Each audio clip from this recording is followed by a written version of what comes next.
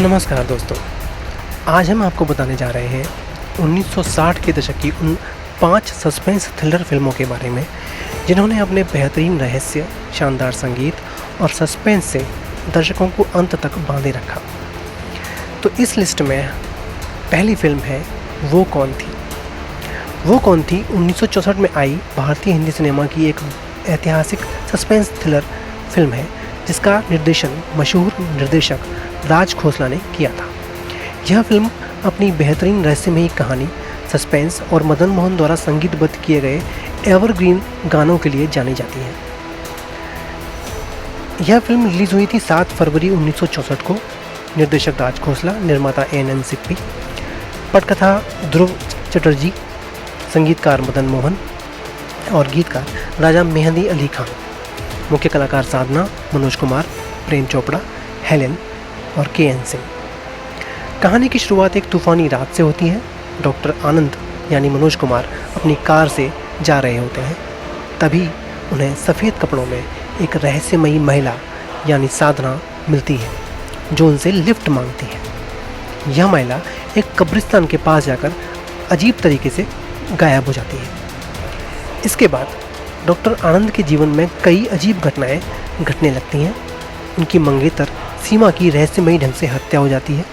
बाद में जब आनंद की माँ उनकी शादी संध्या नाम की लड़की से तय करती है तो आनंद यह देखकर चौंक जाता है कि वह संध्या बिल्कुल उसी भूतिया महिला जैसी दिखती है जिसे उन्होंने उस रात देखा था।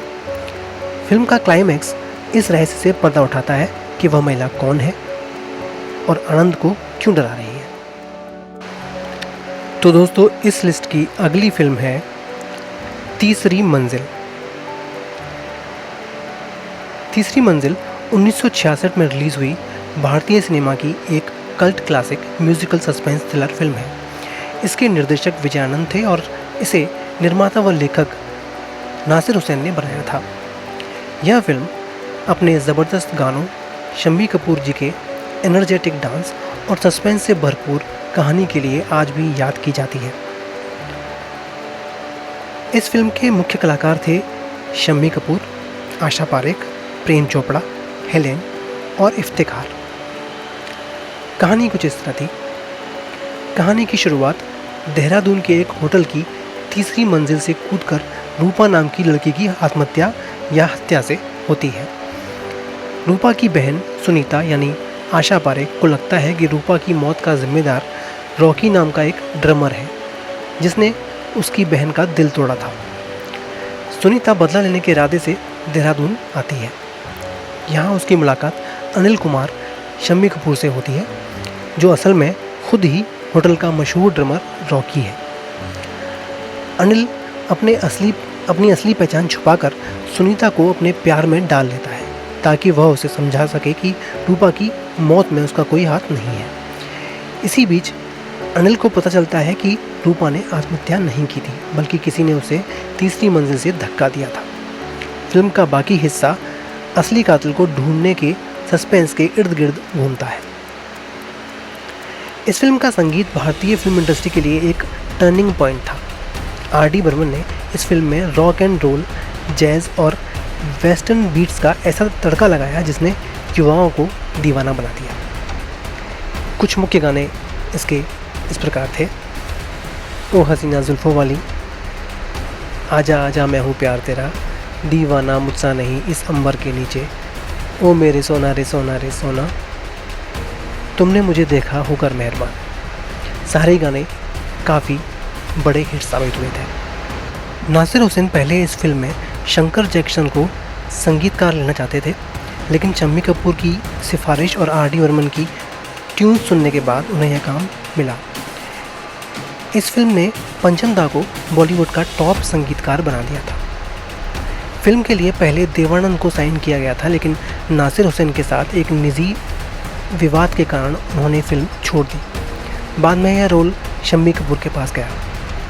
फिल्म की शूटिंग के दौरान शम्मी कपूर की पत्नी गीता बाली का चेचक के कारण निधन हो गया था। इस त्रासदी के बाद शम्मी कपूर गहरे सदमे में थे लेकिन उन्होंने बाद में सेट पर लौटकर फिल्म की शूटिंग पूरी की। तो दोस्तों इस लिस्ट की अगली फिल्म है देवानंद की film jewel thief. Jewel thief 1967 में आई भारतीय सिनेमा की सबसे बेहतरीन और कल्ट क्लासिक जासूसी सस्पेंस थ्रिलर फिल्मों में से एक है। इस फिल्म का निर्देशन मशहूर निर्देशक विजय आनंद ने किया था और इसका निर्माण देवानंद के प्रोडक्शन हाउस नवकेतन फिल्म्स के बैनर तले हुआ था। यह फिल्म अपने सस्पेंस, बेहतरीन गानों और देवानंद के स्टाइलिश लुक के लिए आज भी जानी जाती है। यह फिल्म 27 अक्टूबर 1967 में रिलीज़ हुई थी। इसके निर्देशक विजय आनंद थे, निर्माता देवानंद, संगीतकार एस.डी. वर्मन, गीतकार मजरू सुल्तानपुरी और आनंद बख्शी। यह फिल्म 1967 की छठी सबसे ज़्यादा कमाई करने वाली एक बड़ी हिट फिल्म साबित हुई थी। मुख्य कलाकार थे देवानंद, वैजयंतीमाला, अशोक कुमार, तनुजा और बोल्ड गर्ल स्टाइलिश अभिनेत्रियां थीं हेलेन, फरयाल और अंजू महेंद्रो। फिल्म की कहानी विनय यानी देवानंद के इर्द गिर्द घूमती है, जो एक आभूषण विशेषज्ञ है। विनय एक जौहरी के यहाँ काम शुरू करता है और उसकी बेटी अंजलि तनुजा को उससे प्यार हो जाता है। कहानी में मोड़ तब आता है जब हर कोई विनय को अमर नाम का एक शातिर और कुख्यात ज्वेल थीफ, गहनों का चोर समझने लगता है। शालिनी यानी वैजयंतीमाला भी उसे अपना मंगेतर अमर मान बैठती है। विनय खुद को बेकसूर साबित करने के लिए और असली चोर को पकड़ने के लिए पुलिस के साथ मिलकर एक जाल बुनता है। फिल्म का क्लाइमैक्स बेहद चौंकाने वाला है, जिसने दर्शकों को दांतों तले उंगली दबाने पर मजबूर कर दिया जाता है। एस.डी. वर्मन के संगीत ने इस फिल्म को अमर बना दिया था। इसके लगभग सभी गाने आज भी गुनगुनाए जाते हैं। इनमें से कुछ गाने हैं होठों में ऐसी बात दबा कर चली आई, ये दिल न होता बेचारा, आसमां के नीचे हम आज अपने पीछे, रात अकेली है बुझ गए दिए, रुला के गया सपना। निर्देशक विजय आनंद अल्फ्रेड हिचकॉक की थ्रिलर फिल्मों के बड़े प्रशंसक थे। इस फिल्म में टू कैच अ थीफ और वर्टिगो जैसी हॉलीवुड फिल्मों की एक झलक मिलती है। अशोक कुमार को हमेशा फिल्मों में शरीफ और जिम्मेदार भूमिकाओं में देखा जाता था। इस फिल्म में उनका नेगेटिव शेड वाला किरदार दर्शकों के लिए सबसे बड़ा सरप्राइज था। इस फिल्म में देवानंद ने जो फिशरमैन कैप पहनी थी, वो उस दौर में युवाओं के बीच एक बड़ा फैशन ट्रेंड बन गई थी।